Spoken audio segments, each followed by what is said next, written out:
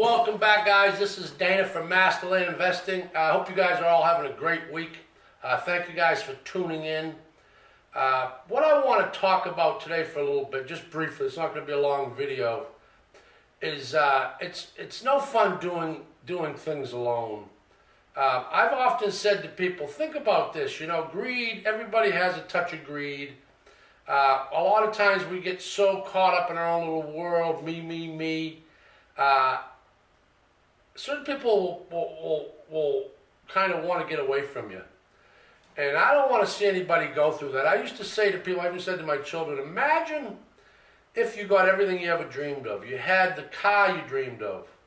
You had the boat you dreamed of. You had the house you dreamed of. All the clothes and the jewels you may have dreamed of. But you have nobody in the world to share it with. You can't find a partner because you're kind of a greedy jerk. You have no friends because it's all about you. You haven't been a good person, you've been full of greed. And you've driven people away because of your desires to be number one, and you had no consideration for others. That would be a sad existence in my opinion. So the reason I say that is I think for me, I'm speaking for myself, and I'm sure a lot of you guys are like-minded, that I've often said, I don't want to do a lot of things alone. I love to share the challenge, the climb to the top of the mountain, as well as I love to share the glory when you accomplish your goals that you set to accomplish. I've had partners in the past. I've had business relationships in the past, and I've had my share of relationships in my life. But one of the best relationships I ever had as far as a business relationship was a gentleman I was partners with years ago, and I use the term partner lightly. What it was is we both, and I talked about it in one of the past videos, we both understood what we wanted to do in the land investing business. We both came to a mutual agreement that we both wanted to work together and pursue this challenge and try to make as much as we could. But what we did different than a lot of people that become partners is we didn't create a separate entity that had both our names on it as a partnership, a business per se, like an LLC, a corporation, which I've done in the past, and my advice is to stay away from that. What we did was we made an agreement that we were going to both pursue the business. We were both like-minded. We both decided what part and what aspect of the land investing business that was going to be our task requirements of the day and the week and the month and going forward. I understood my talents that I could bring to the table. In that situation, when we did this, what one of my fortes was I was the mouthpiece. I was the one that did the networking. I was the social butterfly. I could build relationships. He wasn't comfortable with that. I'm sure he could have, but he felt that was my niche in this business relationship. He was a .com guy. He had a background in IT stuff. He was much more familiar with the computer, with Excel and different resources such as that. So we made a relationship, a business relationship, a gentleman's agreement, and we went forward. We crossed all the I's, crossed all the T's, dotted all the I's.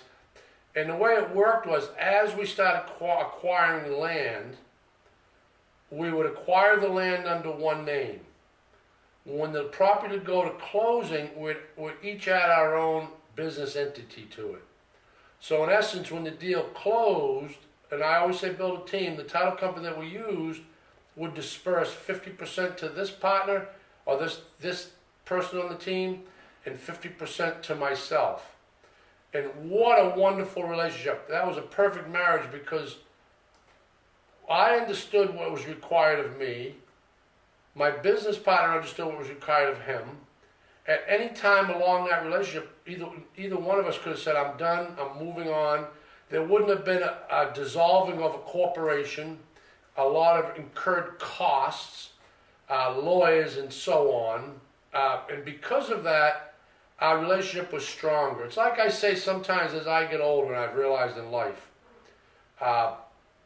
you meet somebody, you fall in love. And what happens a lot of times with people, even when they're young, they say, geez, We love each other. We should be together. Let's move in together. Let's get married. Well, my viewpoint with this is I'm 57 and I've been in a lot of relationships. My wife that passed, we were together 21 years. What I've realized as I get older that we all love our space. We all love to do what we want to do when we want to do it. Nobody likes to take orders. Nobody wants to work hard and come home and see their partner lounging around, scratching their butt, things not done that you expected to be done. And the reason I say that is what happens is, and I even tell my kids this, and I've talked about it with the relationship I have now. Love you to pieces, babe, but I really don't, and we both feel the same way, we really don't want to live together. She's a little younger than me, but I think she understands it as well, that it's so nice to be able to come home and have your own space. To be able to pick and choose what you want to do in a day. It doesn't take anything away from the love that you have from each other. I think my opinion is it makes it stronger because if there's mutual respect in a relationship, same as a business relationship, that is the backbone to the relationship. I don't go and bother her in her space and vice versa. I don't show up unannounced. I don't expect from her. She doesn't show up unannounced. In a business relationship, when you make the union, the tie, and you're under one umbrella, one corporation, there's a lot of demands on each partner. And at the end of the day, it's like with a divorce and a marriage, you have to bring in a third party. You need to bring an attorney. And my advice is with marriage and saying the business relationship, when you form that LLC or that corporation, there's obligations financially every year on your filing. And then when you decide to dissolve it, typically it doesn't always work out smoothly. Sometimes there's some misunderstanding, and it may go to litigation on assets or assets on the table. What I've seen in my experience of life is even with marriage, referring to a relationship with marriage, the one that wins at the end of the day is the attorney, because he charges a fortune. Both people in the relationship get divided. Usually, a lot of times it's 50-50, but many times at the end of the day, when you look back at it, it's like an argument. Who won? Nobody won. And in that case, with a division of property and relationship and assets, usually the lawyer gets the most money. And all he is a third party. He facilitates the breakup. So remember that, guys. It's my advice for the day as far as I say, I'd much rather have somebody work with me than do this thing alone. I've had people ask me recently, geez, Dana, you've made so much money in the land business. How come you don't do this full time? How come you don't do it like you used to? And I kind of stumble with an answer, and I shouldn't because I know the answer. I don't want to do it alone. I do it. I do well with it. I do it as I may. I do it when I want to. But for me, it's so wonderful when somebody's calling you and saying, hey, John, hey, Dana, I found a new area. I'm all excited, and they bring some passion to the table. And then you send them an email saying, listen, I'm on top of this thing. Hey, I just spoke to these people. They're interested in this. They want to do that. We can sell these three. And you share this wonderful passion of building this machine.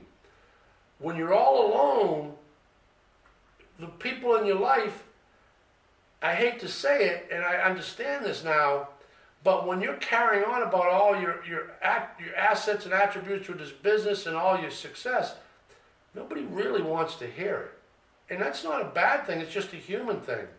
I watch people sometimes when I want to share my success, and even if they love me, I think it's hard for them to truly put on a happy face and say, I'm so happy for you.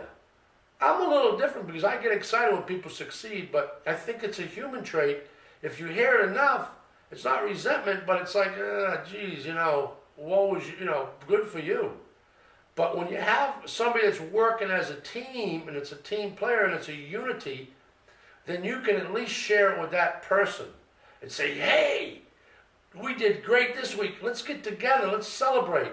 Let's do this. Hey, you want to go on a trip together? Years ago, I used to go and we'd meet in places, go to the mountains, go to the Keys, plan trips and do different things and plan them around the relationship that we had as business partners.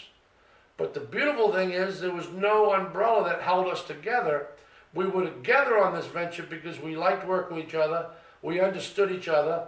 We both had tasks assigned that we were good at accomplishing, so it worked both ways. Some things I don't like, he didn't mind. Some things he didn't like, I didn't mind. It's like when I tell you guys, build a team. Do what you do best and find people to complement the business and the business model and bring stuff to the table that you don't do well, and you'll have a tendency to neglect, and it'll be a void in the steps of the machine.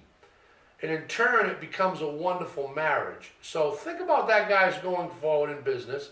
And it's not written in stone. Some people prefer to do it alone. But my advice is, in life, you need somebody to share stuff with.